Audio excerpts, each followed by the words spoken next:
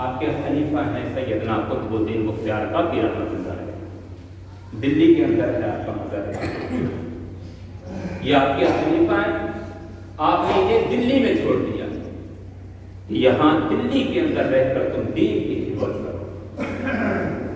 خواجہ قطب الدین بختیار کاکی دلی کے اندر، اور دلی کا بادشاہ جو تھا شمس الدین التمش، وہ بھی آپ کا مرید ہو گیا۔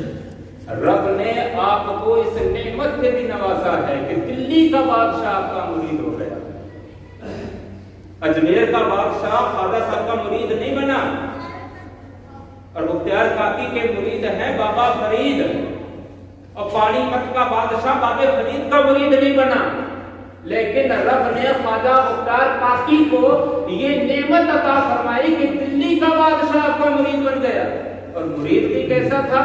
جب آپ کا وصال ہوا نا تو آپ نے فرمایا لوگوں میری جنازے کی نماز اگر پڑھائے نا تو وہ بندہ پڑھائے جس کے اندر 3 شرطیں پائی جا رہی ہوں۔ پہلی شرط یہ ہے کہ اس کا یہ بٹن جو ہے نا چھاتی کا کبھی حرام کام کے لیے نہ کھلا ہو، اور دوسری شرط یہ ہے کہ اس کے پیٹ کے اندر کبھی حرام کا لقمہ نہ گیا ہو جب سے اس نے توبہ کی ہے، اور تیسری شرط یہ ہے کہ جو میرا جنازہ پڑھائے اس کی کبھی نماز تہجد بھی قضا نہ ہوئی۔ جنازہ رکھا ہوا ہے، لوگوں کی لائنیں لگی ہیں، میدان بھرا ہوا ہے، بہت بڑا مجمع۔ جب اعلان کیا گیا بھائی جس کے اندر یہ 3 شرطیں پائی جا رہی ہیں وہ آئے اور جنازہ پڑھائے، میرے جیسے عالم بڑے بڑے صوفی گردنیں جھکا کے کھڑے ہو گئے۔ 7ویں صف سے دلی کا بادشاہ نکلا، کہنے لگا پیرا میں نے اپنی عبادت پہ پردہ ڈالا تھا، جاتے جاتے تو مجھے بے نقاب کر گیا ہے، قسم ہے مجھے رب کعبہ کی جب سے تیرے ہاتھوں میں ہاتھ دیا ہے کبھی حرام کھایا نہیں، کبھی حرام کے لیے لباس کا بٹن نہیں کھولا، اور کبھی تہجد کی نماز قضا نہیں کی۔ یہ ہے دلی کا بادشاہ شمس الدین التمش۔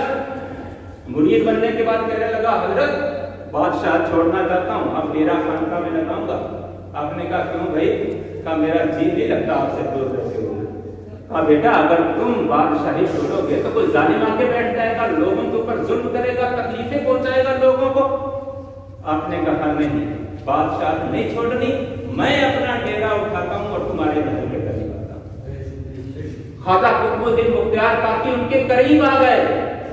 اب لوگوں میں جلن تو پیدا ہوتی ہے نا، ایک فقیر جو بادشاہ کے قریب ہو جائے، لوگ آواز تو اٹھاتے ہیں نا، اعتراض ہونے لگے نہیں یہ فقیر تو بادشاہ کا قریبی ہو گیا، بڑے الزام لگنے لگے آپ کے اوپر، یہاں تک کہ لوگوں نے ایسا الزام لگایا۔ کیا الزام تھا؟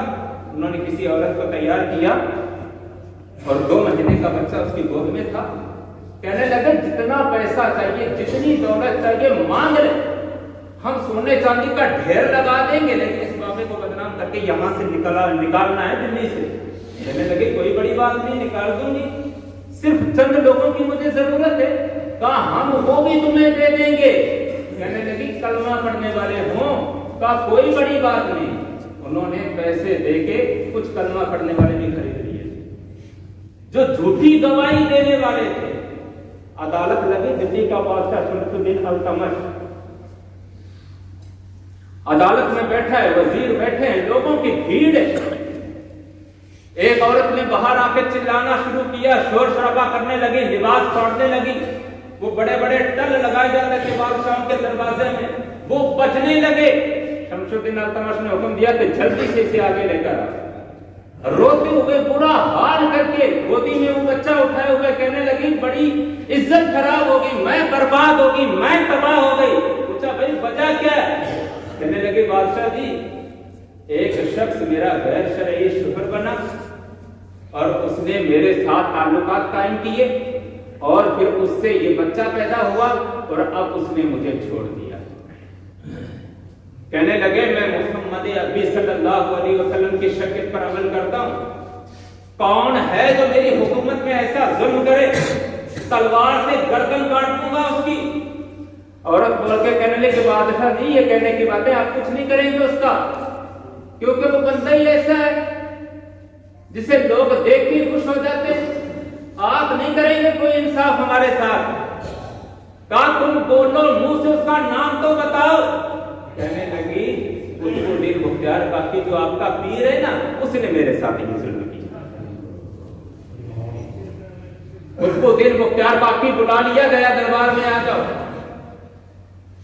دلی کا پیر دلی کی عدالت میں ہاتھ میں لاٹھی پکڑے ہوئے جب دروازے پر پہنچا نا تو بادشاہ خود کرسی چھوڑ کے کھڑے ہو گئے, وزیر کھڑے ہو گئے, لوگ کھڑے ہونے لگے. آپ کی آنکھوں میں آنسو. آپ نے کہا بادشاہ جی بیٹھ جائیے, آج میں پیر بن کے نہیں بلکہ مجرم بن کے آیا ہوں. آج دلی کا پیر دلی کی عدالت میں اپنے ناکردہ ظلم کی صفائی دینے کے لیے آیا. پوچھا گیا کیا آپ نے اس عورت کے ساتھ ایسا کیا؟ آپ نے کہا بی بی صاحبہ خدا کا خوف کرو, مر جانا, سدا زندہ نہیں رہنا, آخرت کام آئے گی. نہ میں تجھے جانتا ہوں نہ میں نے تجھے کبھی پہلے دیکھا ہے, بتا تو نے میرے اوپر یہ الزام کیوں لگایا ہے؟ کہنے لگی او بھول گئے وہ تہجد کے وقت لوگوں کو بھیج دینا اور پھر پچھلے دروازے سے مجھے بلانا اور اب بھول جانا. کہ تیرے پاس کوئی گواہ بھی ہیں؟ کہنے لگی ہاں میرے پاس گواہ ہیں. 4 کلمہ پڑھنے والے کھڑے ہو گئے. کہنے لگے ہاں ہم نے دیکھا ہے بابا کو اس کے گھر میں آتے جاتے. جب کلمہ پڑھنے والا چند ٹکوں پر بک جائے نا تو پھر دنیا بھی برباد ہوتی ہے اور دین بھی برباد ہوتا ہے. اللہ نہ کرے کہ کوئی کلمہ پڑھنے والا بک جائے, کھڑے ہو کے وہ جھوٹی گواہی دے رہے ہیں. آپ نے کہا التمش کل تک کا مجھے ٹائم دے دیں, کل عدالت لگائیں, میں اپنی صفائی پیش کروں گا. بادشاہ نے حکم دیا ٹھیک ہے بھائی, پیر کا حکم ہے ہم نہ مانے. مرید تھا آپ کا, کہا ٹھیک ہے حضرت کل آ جائے. آپ گھر تشریف لے گئے, اجمیر کی طرف منہ کیا, سیدنا خواجہ غریب نواز معین الدین کو یاد کیا. آپ اس وقت زندہ کہ مجھے اس لیے دلی میں چھوڑا ہے, مجھے کہا تھا کہ بھوکا رہنا, میں نے بھوکا رہا, فاقے برداشت کیے میں نے, تکلیفیں اٹھائی میں نے, لیکن اس امتحان کا تو مجھے بتایا نہیں تھا. فرماتے ہیں خواجہ غریب نواز خواب میں تشریف لائے, کہا بختیار کا کہ فکر نہ کرنا, میرے آنے کا انتظار کرنا. آپ صبح عدالت میں پہنچے. بادشاہ التمش نے عدالت لگائی, وزیر بیٹھے, لوگوں کی بھیڑ ہے. کہا مجھے 3 دن کا ٹائم دیجیے, اجمیر والے خواجہ تشریف لا رہے ہیں. لوگوں نے فوراً بول کے کہا یہ کیسے ہو سکتا ہے کہ ایک رات میں بندہ اجمیر جائے اور واپس بھی آ جائے, ان کی بات کیسے ہو گئی؟ اس وقت فون وغیرہ تو تھے نہیں. اگر کوئی چٹھی لے کے بھی جائے گا تو جانے میں بھی ٹائم لگے گا, ٹرین بھی کئی گھنٹے لیتی ہے اجمیر جانے کے دلی سے. یہ کیسے ہو سکتا ہے؟ بادشاہ کا پیر ہے یہ مجرم جو ہے. لوگ کہنے لگے یہ بادشاہ کا پیر ہے, ایسا نہ ہو کہ یہ بادشاہ التمش جو ہے راتوں رات سے بھگا دے. لیکن شمس الدین التمش کی آواز گونجی, کہا لوگوں 3 دن کے لیے عدالت کو برخاست کیا جاتا ہے, 3 دن کے بعد فیصلہ ہوگا. سارے لوگ اس کے اپنے اپنے گھروں میں چلے گئے. خواجہ بختیار کاکی بھی نکلے عدالت سے, ہاتھ میں لکڑی پکڑے ہوئے. مرید سواری لے کے آئے, حضرت سواری پر بیٹھے, ہم آپ کو چھوڑ دیں گے. کہا نہیں, آج دلی کے بازاروں میں پیدل چلنا ہے. جس دلی کی بازاروں نے مجھے سلامی دی تھی, آج میں دیکھوں کہ میری رسوائی پر یہ کیا کہتے ہیں. آج میں پتا کروں کہ یہ میری رسوائی پر کیا بولتے ہیں. میری عبادت کو انہوں نے دیکھا ہے, میرے تقوی کو انہوں نے دیکھا ہے, مجھے گلیوں میں چلتا پھرتا انہوں نے دیکھا ہے. آج میری رسوائی پر بھی یہ دیکھ لیں اور میں بھی دیکھ لوں کہ یہ کیا کہتے ہیں. 3 دن کا ٹائم تھا. چوتھے دن مغرب فجر کی نماز کے بعد عدالت لگنی تھی.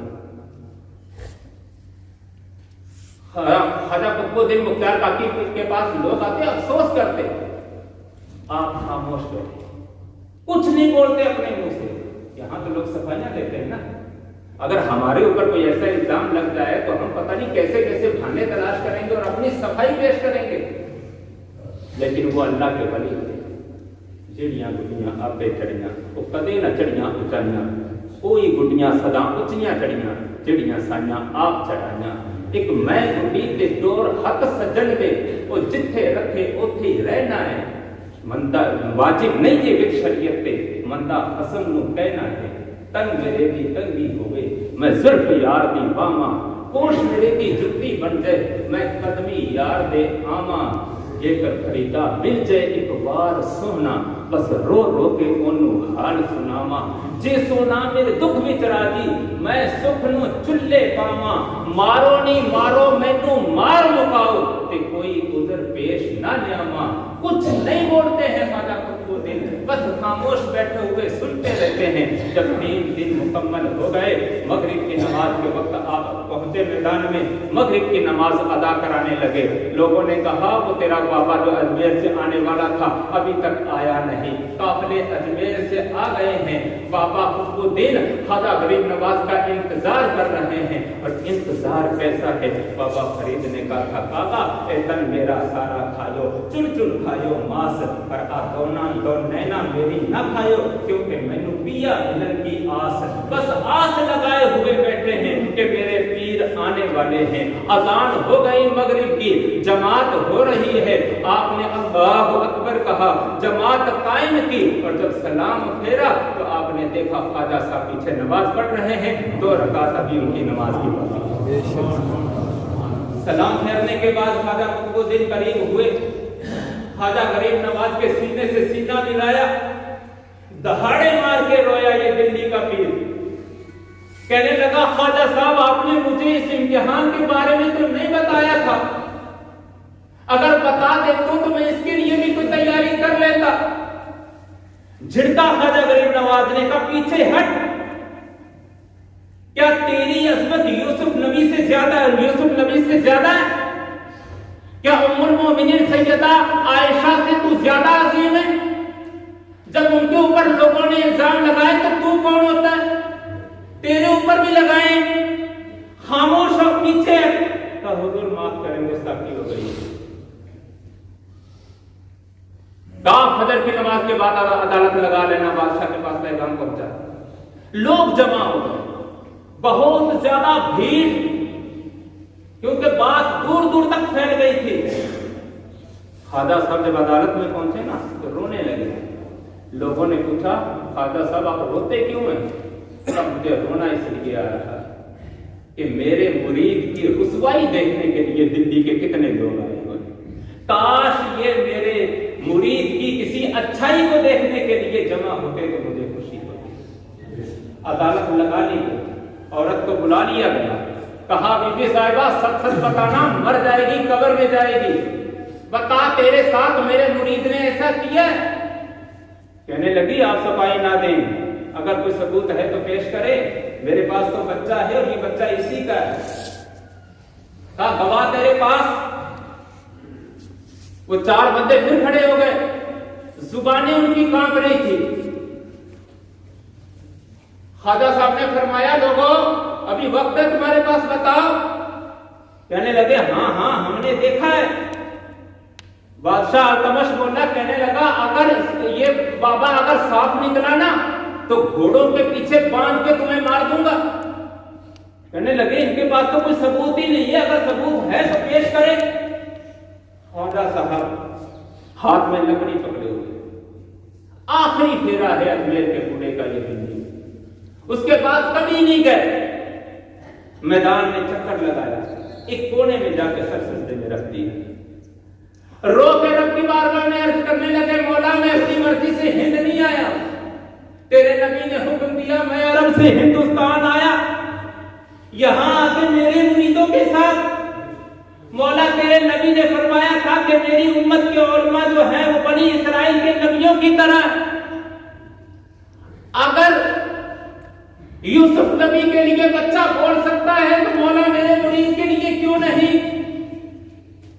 خواجہ صاحب نے سر سجدے سے اٹھایا, کہا بی بی صاحبہ آ جاؤ سامنے, بتاؤ تمہارے ساتھ ایسا ہوا ہے؟ کہنے لگی ہاں اس بابے نے کیا ہے. خواجہ صاحب نے اپنا ہاتھ بڑھایا, بچے کے منہ سے کپڑا کھینچا اور کہا بچے بول کے بتا قطبالدین سچا ہے یا جھوٹا؟ کہتے ہیں 2 مہینے کا بچہ تھا، تھوڑی دیر کچھ نہ بولا، عورت کہنے لگی بچے کبھی بولتے؟ کہتے بس عورت اتنا ہی بولی تھی کہ وہ بچہ اٹھ کے کھڑا ہو گیا اور کھڑا ہو کے کہنے لگا لا الہ الا اللہ محمد الرسول اللہ، اور بادشاہ کو مخاطب کر کے کہنے لگا کہ میرا باپ قطبالدین نہیں ہے بلکہ میرا باپ تو مجمع میں بیٹھا وہ سامنے سردار ہے، میری ماں بھی جھوٹی ہے، وزیر بھی خریدا گیا، یہ کلمہ پڑھنے والے بھی خریدے گئے۔ بچہ بول رہا تھا، خواجہ صاحب نے قطبالدین کا ہاتھ پکڑا، مجمع سے کھینچ کے نکلنے لگے۔ اگر لوگوں نے پوچھا خواجہ صاحب کدھر جانے کا؟ کہا اب میں اپنے مرید کو دلی نہیں چھوڑوں گا، بڑا ظلم کیا ہے تم نے میرے مرید پر، اب میں اسے اپنے ساتھ اجمیر لے کے جاؤں گا۔ کہتے ہیں شمس الدین التمش کرسی سے اٹھا، خواجہ صاحب کے قدموں میں گر گیا، ہاتھ جوڑ کے عرض کرنے لگا حضور معاف کر دیں، آئندہ ایسی گستاخی غلطی نہیں ہوگی۔ خواجہ صاحب نے قطبالدین بختیار کاکی کو دلی میں چھوڑ دیا اور کہا لوگوں آج کے بعد میرے مرید کے اوپر کوئی آواز نہ اٹھائے، اور کہا قطبالدین جب تک تو زندہ رہے گا اس وقت تک یہ لوگ تیرے سامنے نہیں بولیں گے، اب کسی میں جرت نہیں کہ تیرے خلاف بات کر جائے۔ یہ تھے خواجہ غریب نواز معین الدین چشتی اجمیری، جنہوں نے پوری زندگی اللہ رب العالمین کی محبت میں اس دین کو بچانے کے لیے گزارے۔ 97 سال آپ کی عمر ہے، اور آج کا دن تو ہے نا 6 رجب المرجب 627 ہجری کو آپ نے مثال فرمایا، تو آج ان کا دن ہے۔ ہم سب کو خواجہ صاحب کے نام کی اپنے اپنے گھروں میں فاتحہ پڑھانی ہے۔ رب تبارک و تعالیٰ کی بارگاہ میں دعا ہے کہ مولا تعالیٰ ہم سب کو اولیاء اللہ سے محبت کرنے کی توفیق عطا فرمائے اور ان کے راستے پر چلنے کی توفیق